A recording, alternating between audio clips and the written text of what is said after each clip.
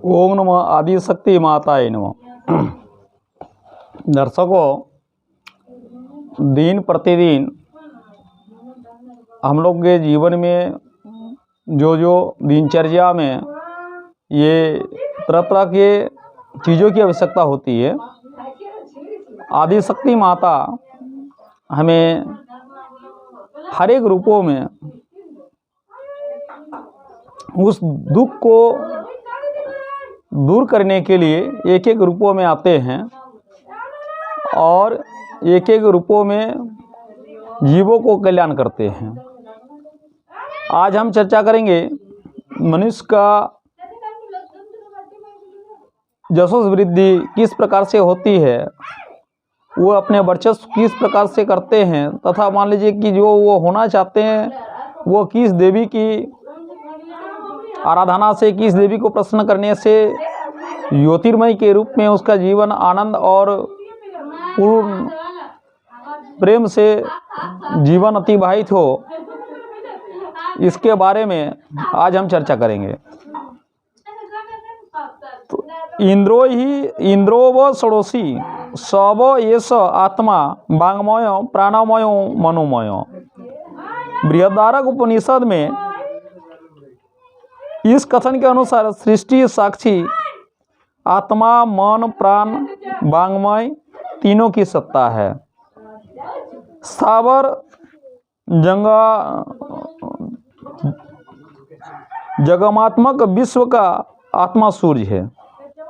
सूर्य को षोडश कल पुरुष का पूर्ण विकास होने के कारण वह षोडशी है और इनकी शक्ति भी षोडशी कहलाती है।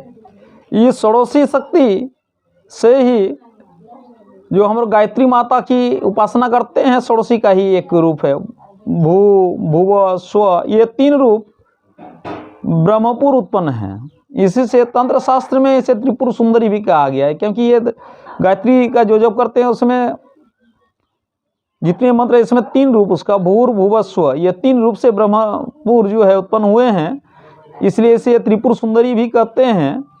जो शक्ति प्रमोद तंत्र में त्रिपुर सुंदरी का स्वरूप भी दिया गया है कि बैल्यार्क मंडला संयुक्तम वैज्यम त्रिलोचनाम पाशांकुश धरा सैप्यम धारयतंग शिवा भजे।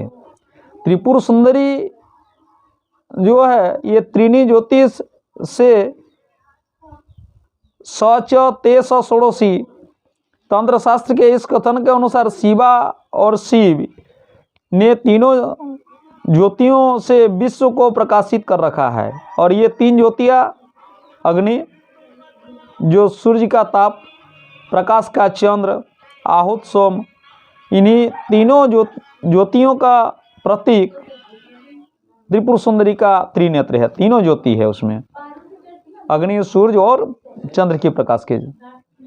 इन्हीं ज्योतियों के कारण सूर्य को लोक चक्षु भी कहा गया है। संपूर्ण खगोल में सौर शक्ति व्याप्त है और खगोलीय चार भुजाएं स्वस्तिक आकार का त्रिपुर सुंदरी के चार भुजाओं का प्रतीक है। त्रिपुर सुंदरी सोमहुति पाकर शांत रहती है, अतः प्रातःकाल के बाल सूर्य त्रिपुर सुंदरी के साक्षात प्रकृति है। बाल्यार्क अर्थात प्रातःकालीन का सूर्य इसी अवस्था का प्रतीक है। सूर्य से उत्पन्न होने वाली प्रजा सौर शक्ति से आबद्ध रहती है और पृथ्वी भी उसी आबद्ध है। वह कभी क्रांति वृत्ति को नहीं छोड़ती।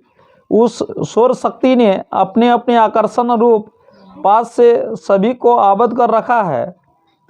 पास इसी आकर्षण शक्ति का प्रतीक है। अक्षर रूपा उस नियति के भय से सभी अपना अपना कार्य यथावत कर रही है। सूर्य भी उसके भय से तपता है, अग्नि भी उसके भय से तपती है और उनके भय से इंद्र, वायु, मृत्यु सभी अपने अपने कार्य में ही रहते हैं।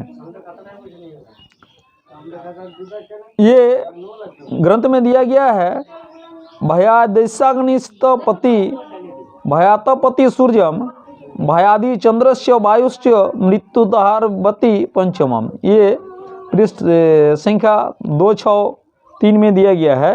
ये त्रिपुर सुंदरी सभी पर अंकुश रखती है। अंकुश इसी नियंत्रण व्यवस्था के प्रतीक है। त्रिपुर सुंदरी सर धारण करती है जो निर्धारण अटल नियमों का उल्लंघन करती है।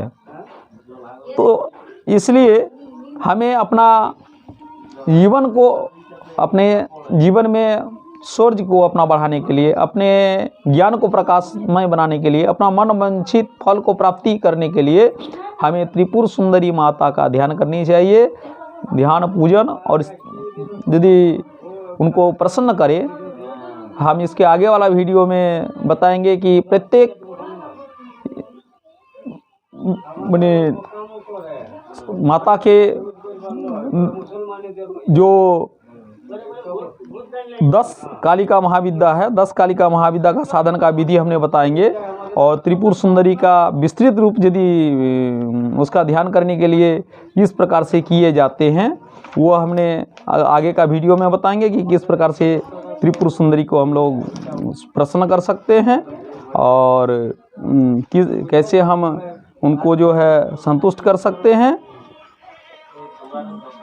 इसलिए वीडियो को यदि अच्छा लगे तो please like and subscribe my channel, और कमेंट करने नहीं भूलिएगा। यदि किसी प्रकार का कोई जीवन में समस्या आए तो कौन देवी का पूजा किस रूप में करे कि ताकि वो उस दिक्कत से मुक्ति मिलेगी। ओम नमः आदिशक्ति माताये नमः। फिर मैं आग्रह करूँगा दर्शक भाइयों, बंधुओं से, मित्रों से कि please like and subscribe my channel. ओम नमः आदिशक्ति माताये नमः।